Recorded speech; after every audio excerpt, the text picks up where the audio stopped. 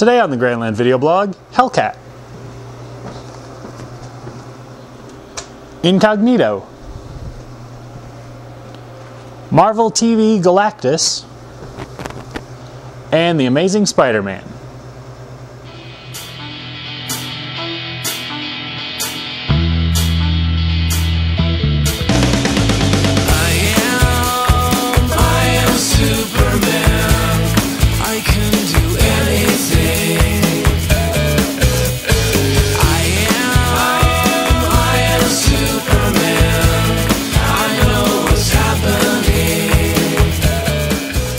Hey everyone, welcome to the GrandLAN video blog for books that came out on February 11th, 2009. As always, I'm Craig, your host.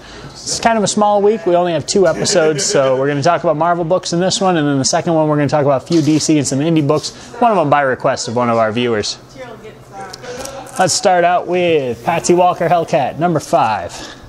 This was tragically delayed, and if you've been a regular follower of the video blog, you know that it's been a very interesting book. I've kind of had a love-hate relationship with it.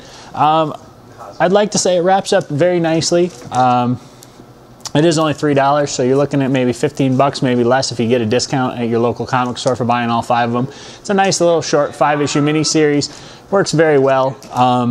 It's definitely trippy, but for Catherine Immonen, very, very good stuff. And LaFuente, Stuart LaFuente, I think. Am I getting the right name?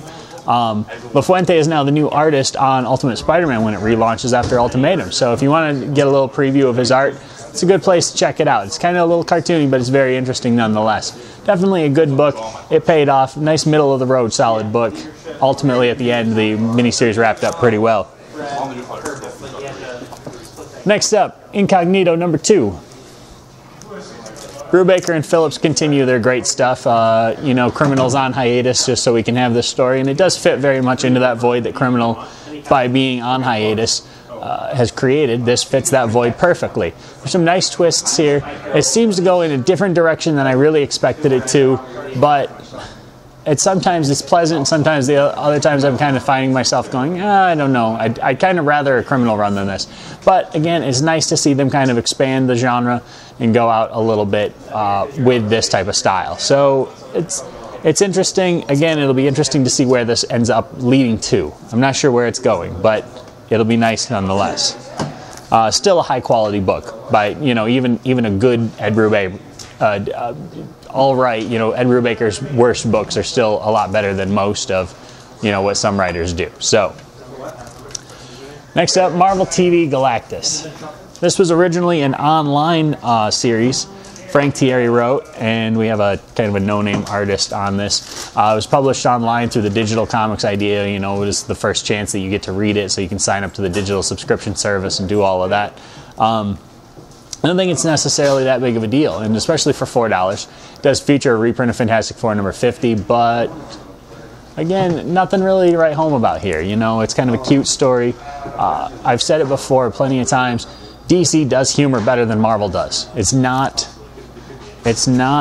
funny. I mean, you know, it's chuckle, but it's not actually funny. It's trying to be funny. It's just not working. It really isn't what I wanted from this book.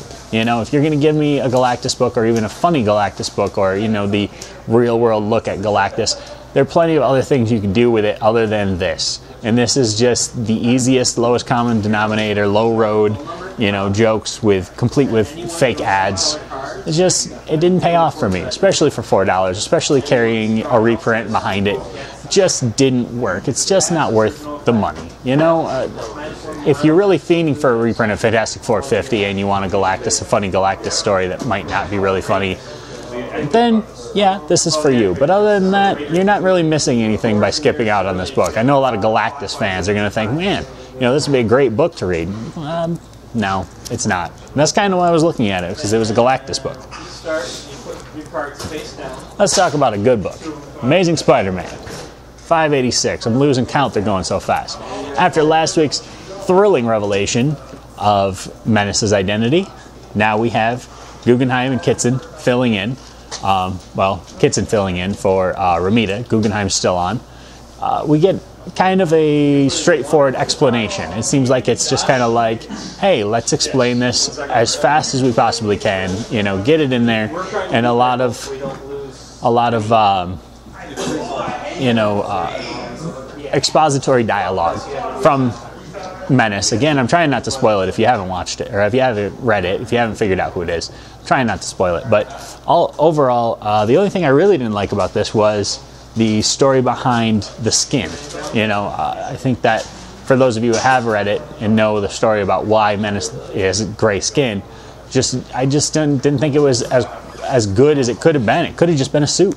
It could have been a mask, and it's an alternate description. I don't think it's really justified. I think it's kind of too science fiction-y. And again, that's in a book where a guy got bit by a radioactive spider and got powers, but still, you know, it seems out of place in all of the other well thought out parts of this story. That's my only minor complaint. But again, character assassination overall is paying off. Barry Kitson's art looks really nice. You're seeing this new Marvel style of getting away from inkers, getting away from line work, and seeing a lot more color bleed, which makes things kind of give it a little more faux painted, a little more Alex Ross-esque sort of thing, which is nice to see. It's a very good art style. It's a unique approach for Kitson. Again, you know, it's another great book. It's an interesting thing. It's not entirely what I wanted from it, but it's still continuing character assassination as one of the best story arcs that's gone on since Brand New Day. That's it for this installment. We'll see you in part 2 with some DC and some indie books.